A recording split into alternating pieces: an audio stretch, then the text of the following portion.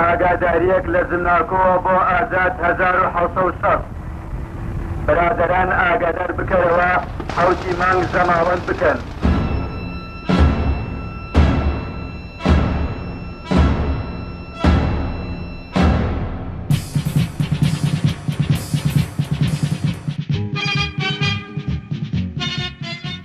ڕاپەڕینی کوردستان.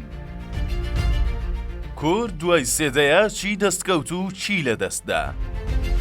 ئێوارەی ڕۆژی 5 ئازاری ساڵی 1991 یەکەم چەخماخەی ڕاپەڕینی باشووری کوردستان لە شاری ڕانیا دژ بە دەسەڵاتی ستەمکاری بەعس لێدرا. ڕاپەڕین زادەی ویست و ئیرادەی ئازادی خوازی گەلی کورد بوو دژ بە زۆرداری ڕژێمی فاشیست و داپلۆسێنەری بەعس. ویست و ئیرادەی گەل بوو دژ بە چەوساندنەوە و خەبات بۆ سربەخۆیی. لە ڕۆژی 5 ئازار ڕاماڵینی بەعسیەکان لە ڕانیەوە دەستی پێکرد و لە 21 ئازار بە ئازادکردنی شاری کەرکووک کۆتایی پێهات. ئەم ساڵ 34 ساڵ بەسەر ڕاپەڕینی باشووری کوردستان لە دژی ڕژێمی سەدام حوسێن تێپەڕی. دوایەوەی کورد توانی ناوچە کوردیەکان بە کەرکووکیشەوە لە دەست بەعس ڕزگار بکات، بەڵام دواتر ڕژێمی بەعس کەرکووکی کۆنتڕۆڵ کردەوە و ئەولێر و دهۆک و سلێمانیش لە ژێردەستی هێزە کوردیەکاندا مانەوە. کەم تا زۆر مێژووی ڕاپەڕین و ڕووداوەکانی دەزانین، بەڵام دوای ئەو مێژووە دیارترین پرسیار کە دەبێت لە خۆمانی بکەین ئەوەیە: کورد چی دەستکەوت و چی لە دەستچوو؟ ڕاپەڕین لە فۆرمە سیاسی و خەباتگەڕیەکەیدا بریتی بوو لە ویستی گەل بۆ ئازادی و سربەخۆیی، بریتی بوو لە بە ئاکەم گەیاندنی خەباتێکی نەپساوە و پڕ لە قوربانیدان بۆ سربەستی. ڕزگارکردنی خاک بوو لە یەکێک لە ستەمکارترین ڕژێمەکانی سەدەی ڕابردوو کە هەرچی جۆری تواندنەوەی نەتەوەیی بوو لە سەرگەلی کوردی تاقی کردەوە. ئەو کات لەگەڵ دەستکەوتە مەزنەکانی ڕاپەڕینی گەلی کورد بۆ ئازادی و ئارامی و ئاسایش کە خەباتی گەلی کورد بۆ ماوەی 100 ساڵ بۆ یەکەم جار هەرێمێکی دەستوری و جانپێدانراوی نێودەوڵەتی بەدەستێنا، بەڵام دوای زیاتر لە سێدەیە نیمچە سربەخۆیی دوای شەڕی نەگریسی ناوخۆیی لە نێوان براکان و پاڵەوانانی شاخ هێشتا کورد بەدەست ناکۆکی و دووبەرەکەی ناوخۆییەوە جەناڵێنێت. قەیرانی دارایی و ئابووری بۆ ماوەی زیاتر لە 10 ساڵە یەخەی هەرێمی بەرنەجاوە. دابەزینی وەبەرهێنان، نەبوونی هەلیکار، بەردەوامی کۆچەری و دابەشبوونی لایەنە سیاسیەکان لە نێوان وڵاتانی ناوچەیی وەک ئێران و تورکیا هێشتا برینێکی قوڵی تیمار نەکراوە. ساڵانێک کە هەرێمی کوردستان تووشی قەیرانێکی خنکێنەری دارایی بووە. کاریگەری ئەم قەیرانە بە قوڵی لەسەر کۆچی هەزاران گەنجی کورد بەرە وڵاتانی ئەوروپی ڕەنگی داوەتەوە. ئەم کۆچە دەرەنجامی نالەباری دۆخی ژیان و ئابووری و کۆمەڵایەتی هاوڵاتی و گەنجانی وڵاتەیە. لە دوای ڕووخانی ڕژێمی پێشوو سەرەتای بنیادنانەوەی عێراق، سوننەکان لاواز بوون، شیعەکان دابەش و پارچە پارچە بوون. لە بەرامبەردا کورد یەکڕیز و یەکگرتوو بوو لە بەغدا. ئەم یەکگرتوویە دەرەنجامەکەی هەرێمێکی بەهێز و ئابووریەکی گەشەسەندوو بوو بۆ ماوەی 12 ساڵ.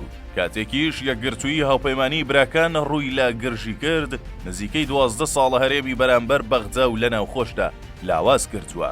ئەگەرچی دوای ڕووداوەکانی 7 ئۆکتۆبەری ساڵی 2023 و هێرشەکانی حەماس بۆ سەر ئیسرائیل دووبارە پرسی کورد کەوتەوە بەرباس لە سووریا، ئەو کات لەم دواییانەشدا پرۆسەی ئاشتی لە باکووری نیشتمان پەرەیسەندووە، بەڵام دوای 34 ساڵ حکومڕانی لە هەرێمی کوردستان ئەو نیشتمانیان پێیان وایە حیزب دەسەڵاتدارەکان شکستیان هێناوە لە بەڕێوەبردنی هەرێمی کوردستان و چەندین ساڵە بەهۆی گەندەڵی و بێباکی و سەرکوتکردنی ئازادیەکان هەرێمی کوردستانیان بۆ چەندین دەیە گەڕاندۆتەوە دواوە. دوای 34 ساڵ لە خۆبەڕێوەبەری و 23 ساڵ لە بوونی هەرێمێکی دەستوری، یەکێتی نیشتمانی کوردستان پێی وایە لە ساڵی 1992ەوە ئیدارەدانی هەرێمی کوردستان لە دەستی پارتی دیموکراتی کوردستاندایە. تەنها ماوەی 2 ساڵ نەبێت کە بەرهەم ساڵح لە یەکێتی پۆستی سەرۆکوەزیرانی کوردستانی گرتەدەست. تا ئێستاش یەکێتی پێی وایە ئەم 2 ساڵە درەوشاوەترین ساڵی ئابووری و خزمەتگوزاری هەرێمی کوردستان بووە. هەرچی پارتی دیموکراتی کوردستانی شەپەی وایە ئەگەر کەم و کوڕیش هەبێت ئەوە بەمانەی شکست و کەمی و دەستکەوتەکانی کورد لە دوێ ڕاپەڕین ناگەیەنێت. پێشیان وایە کورد زوڵمی لێ دەکرێت لەلایەن بەغداوە و بەردەوام گرفت بۆ گەشە سەندنەکانی هەرێم دروست دەکرێت. لەلایەکی دیکەوە سەرکردایەتی پارتی پێیان وایە ئەو کێشانەی هەرێم تووشی بووە بەمەبەست بۆی دروست دەکرێت و بەشێک لە لایەنە عێراقیەکان چاویان با گەشەی ئابووری و ئاسایشی هەرێم هەڵنایەت، بۆیە بەردەوام دەیانەوێت گرفتی بۆ دروست بکەن. بەڵام هەرێم لە دەستوردا مافی هەیە و دەبێت شایستەکانی خۆی لە حکوومەتی عێراق وەربگرێت.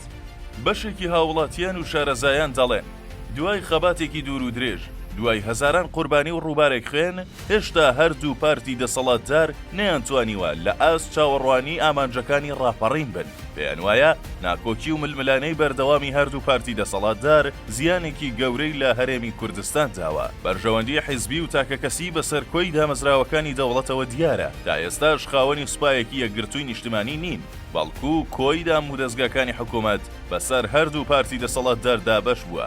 بۆ ئەمەش پشکی شێر بەر نەبوونی دەسەڵاتێکی چاودێر و لاوازی کۆمەڵگەی مەدەنی و نەبوونی لێپرسینەوە دەکەوێت. ئەم گرفتانە وای کردووە کە ساڵ بە ساڵ یاد و جۆشی سەرکەوتنی ڕاپەڕین لەلایەن هاوڵاتیانەوە ڕوو لە کەمبوونەوە بکات.